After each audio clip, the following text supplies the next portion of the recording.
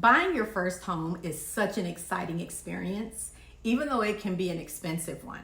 But that doesn't mean that there aren't clever ways to save money along with the home buying process. Knowledge is power in the home buying journey. And as you understand all of the expenses that come along with the process, it's easier to see where you can save money. So let's get right into it.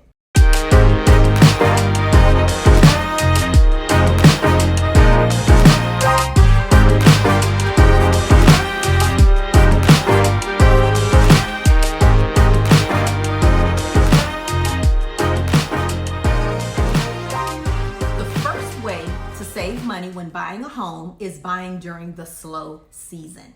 Because most home buyers typically look in the spring and summer months for their home purchase, these are also typically the most expensive months to buy a house. Think about it. How many of you are interested in potentially buying a house at the same time that kids are out of school to make a move easier? I have friends who have moved between 6, 7 states.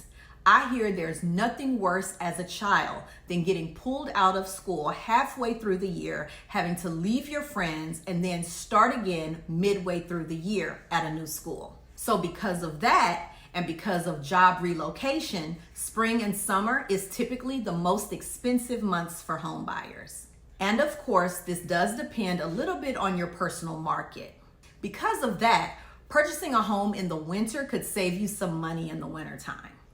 You will see homes sit on the market for longer, or you're going to see less multiple offer situations, and sellers are going to be motivated. They're going to want to sell their home. What does this mean for you as a buyer?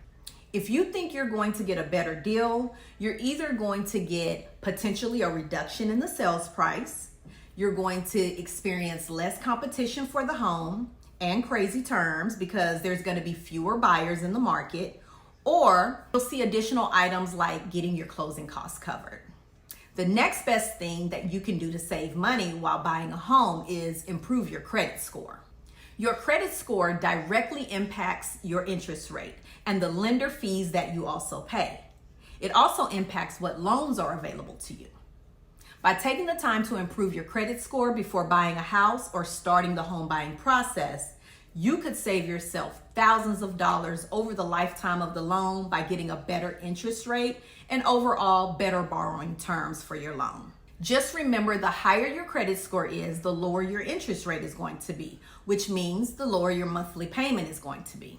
That means more money in your pocket, which is what you know we're all about on this channel. Now, I hesitate to put this one in here. Another way that you can save money when you're buying a house is negotiating your closing costs. Now let me explain, because I have some feelings towards this. We talked about it before. Closing costs add up when buying a home. And as you know from other videos on my channel, they typically can be about 3% of the loan. So they are a big expense. Sometimes these fees can be negotiated. So ask your lender for a breakdown of your expected closing costs. Then you can also ask if there are any things that are negotiable or that can be waived. It never hurts to ask, and sometimes they may be able to negotiate with the seller to get some of your closing costs covered. I want you to take into consideration that I said may. There are times when your agent can easily get 100% of your closing costs covered by the seller of the home. This would be such in situations like I mentioned before, where clients are buying in potentially an off season or where we aren't seeing multiple offers on a home.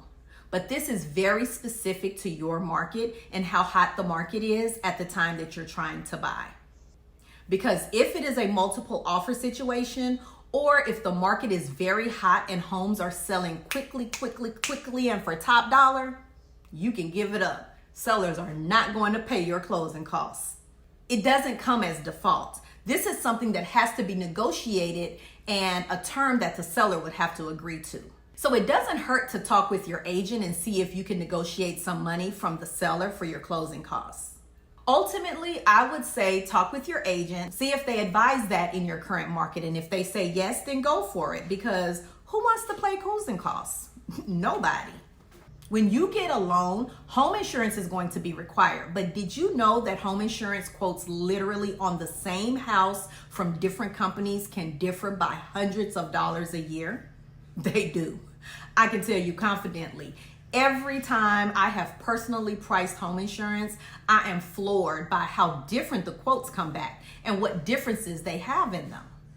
So a huge thing to consider when you are going to buy your first house is compare your home insurance options and shop around for the best deal. As long as you have the minimum coverage that your lender is going to require, you can pick any carrier for your home insurance that you want. Now with this, there may be certain discounts available. Some of these companies love it when you bundle your home, your auto, and your life insurance all together, and you can get a discount that way. Otherwise, another option is don't just reach out to the big insurance companies that you see on TV commercials running ads or on the internet, but also potentially reach out to some locals in your area, some local insurance brokers. These insurance brokers are going to be able to price different insurance premiums for you. They'll go and check out different carriers. They're going to be able to really show you what your different options are for coverage and what those premiums are. You really could be leaving extra money on the table if you don't take the time to call around, shop for the best home insurance that you can possibly get. And even if you love homes and you love the idea of becoming a first-time home buyer, nobody likes repairs. Believe me. And one way that you can potentially save some money if you are not the most handy person who is kind of concerned about what home maintenance looks like is that you can get a home warranty. Now, a home warranty is different than a home insurance policy. Home insurance coverage is mainly like it covers the structure of your home depending on your policy and may also cover some of your personal items within it. But your home insurance isn't going to cover things like your appliances or even some of your systems like your HVAC system, for example. A home warranty will come in and cover those items. So in my opinion, it's how I kind of explain it to my clients is that a home warranty is kind of like a bridge between home insurance and what you would have to come out of pocket for coverage. So for example, if your air conditioner condenser goes out in your home, home insurance isn't going to cover that. And that could be a $5,000 expense. That's one, expensive. Two, it's going to be a headache to find a contractor and get the quotes, potentially be without air for a little bit. And when you buy a home, you know that there is no way that you can 100% prevent costly repair items. They just happen. But having a home warranty can help with those items that do pop up.